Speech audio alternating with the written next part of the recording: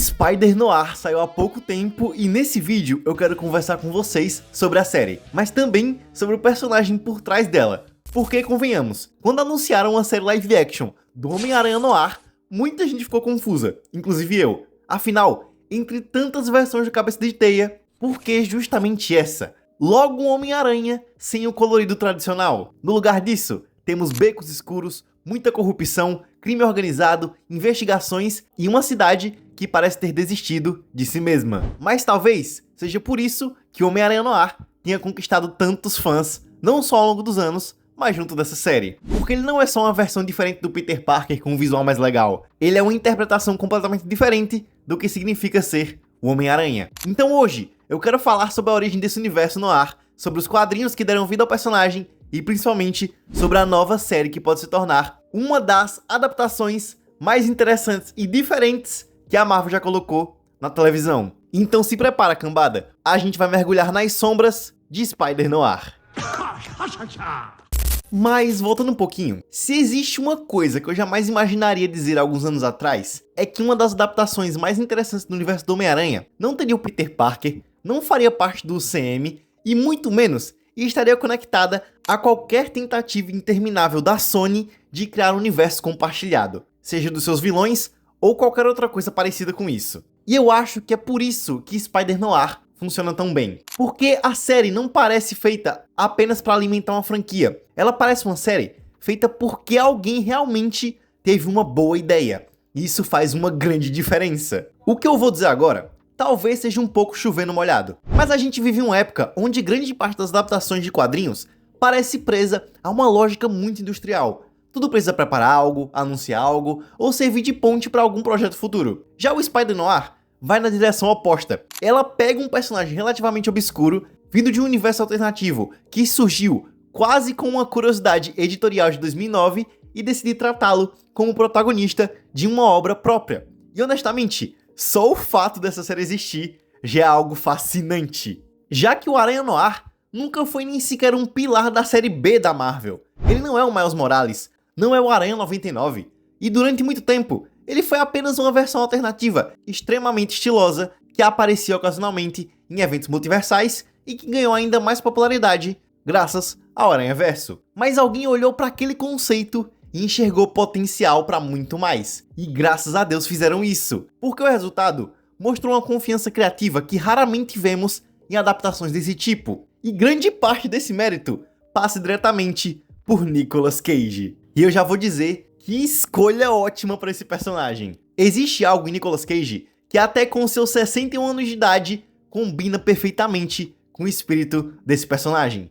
Ao longo da carreira, ele sempre transitou entre o exagero performático e uma vulnerabilidade muito específica. Mesmo quando interpreta figuras endurecidas pela vida, existe uma melancolia constante na presença dele. E o Spider-Noir exige exatamente isso, pelo menos essa versão. Porque esse não é um herói movido por esperança, é um personagem moldado por uma cidade decadente, por violência, corrupção e muito desencanto. E o Cage entende perfeitamente essa energia. Em nenhum momento a sua atuação parece uma imitação de filmes noir clássicos, ou uma simples caricatura de um detetive dos anos 30.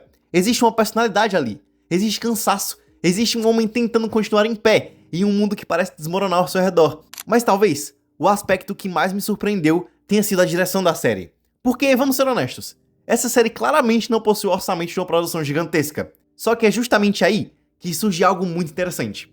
Ao invés de tentar competir com produções que possuem recursos infinitamente maiores, a série abraça várias das suas limitações e transforma isso em identidade visual no ar. Os enquadramentos são extremamente calculados, a iluminação faz um trabalho espetacular utilizando contraste, sombra e profundidade. Os cenários parecem vivos e existe uma preocupação constante em criar uma atmosfera. E isso é algo que muitas produções modernas esquecem. Hoje exige uma obsessão por escala. Quanto maior, mais caro e mais explosivo, melhor. Já o Spider-Noir faz exatamente o contrário. É uma série que entende que uma rua vazia, iluminada por um poste, pode ser mais interessante do que uma batalha digital envolvendo centenas de personagens. A cinematografia dessa série merece elogios gigantescos, tanto a versão preta e branca quanto a colorida. E não apenas porque elas são bonitas, mas porque elas compreendem o gênero que estão adaptando. Cada sombra parece ter um propósito, cada reflexo parece pensado, Cada ambiente ajuda a construir a sensação de paranoia, decadência e mistério que define o universo noir. Você sente a cidade, sente a sujeira, sente a corrupção. Isso é muito mais difícil de fazer do que parece. Talvez por isso eu fique tão frustrado quando lembro do caminho que a Sony seguiu durante tantos anos. Porque enquanto investia energia em projetos que pareciam existir apenas para manter propriedades intelectuais funcionando, existiam conceitos como esse esperando para serem explorados. O Spider-Noir demonstra algo que muitos fãs já falam há muitos anos.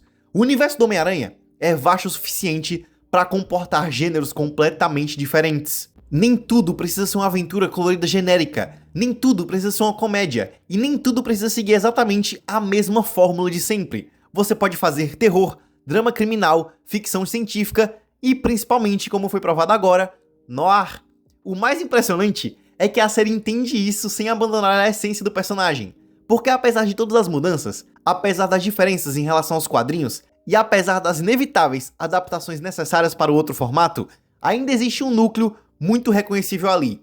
Ainda estamos acompanhando alguém que escolhe agir quando seria mais fácil permanecer indiferente. Ainda estamos acompanhando alguém disposto a enfrentar uma cidade inteira, mesmo sabendo que talvez nunca consiga mudá-la completamente. E é exatamente isso que torna essa adaptação em algo tão especial. O seu diferente é simplesmente impecável. Ela não está interessada em reproduzir cada página, nem sequer dos quadrinhos de forma mecânica. Ela está interessada em capturar o seu próprio espírito.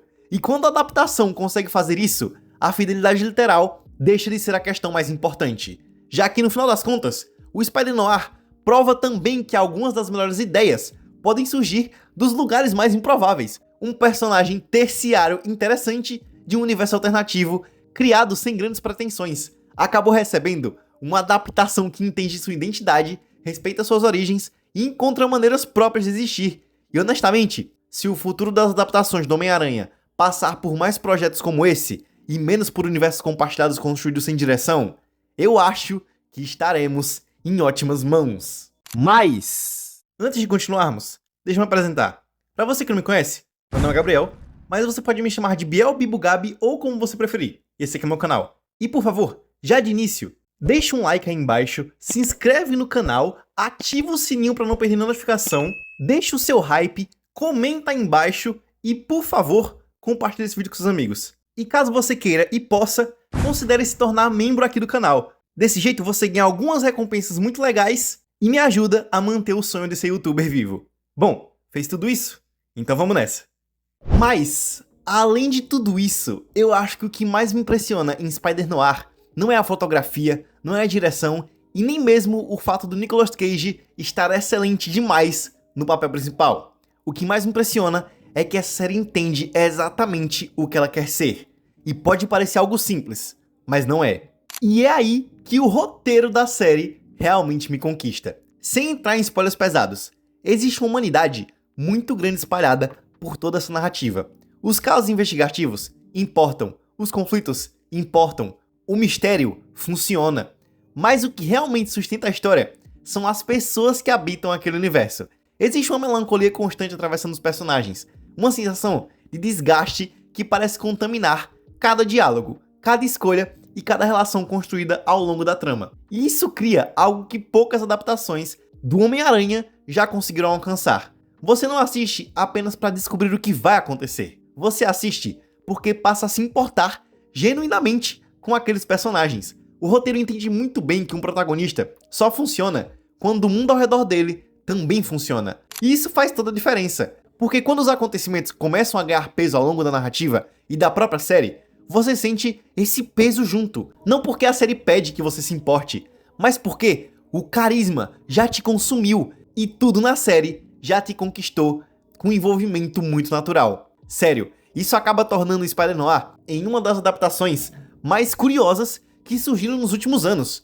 porque ela não nasceu de uma grande saga, não nasceu de um dos personagens mais famosos dos quadrinhos. Ela literalmente surgiu de um canto relativamente pequeno no multiverso da Marvel, e ainda assim conseguiu justificar completamente a sua existência. Quando os créditos sobem pela última vez, fica muito claro que a série não é apenas uma boa adaptação do Homem-Aranha Noir, ela é uma prova de que ainda existem caminhos criativos que não foram explorados dentro de muitos universos e do próprio subgênero de super-heróis, que ainda existem gêneros, linguagens e propostas capazes de renovar personagens que já existiam há muitas décadas. E isso, pra mim, é talvez a maior vitória dessa série, porque ela não expande apenas o Homem-Aranha Noir, ela expande as possibilidades do próprio Homem-Aranha. E no final das contas, eu acho que toda grande adaptação deveria fazer exatamente isso. Não repetir uma história, mas revelar dimensões que ainda não tínhamos enxergado sobre personagens. Porque uma obra realmente relevante não se mede apenas pela fidelidade ao material original, ela se mede pela sua capacidade de produzir novas camadas de significado. E o Spider-Noir consegue fazer isso através de algo que os teóricos da narrativa chamam de ressignificação diegética, quando o universo conhecido é deslocado para outro contexto, e ainda assim preserva sua identidade fundamental. Ou, falando de maneira mais simples, ela prova que algumas histórias são grandes demais para ficarem presas a uma única versão.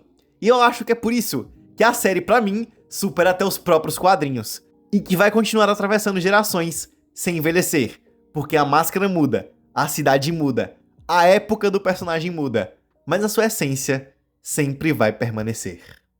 No final das contas, Spider-Noir é uma ótima série. Ela acerta na atmosfera, no protagonista e na direção, mas principalmente na construção de um universo tão diferente dentro do Homem-Aranha.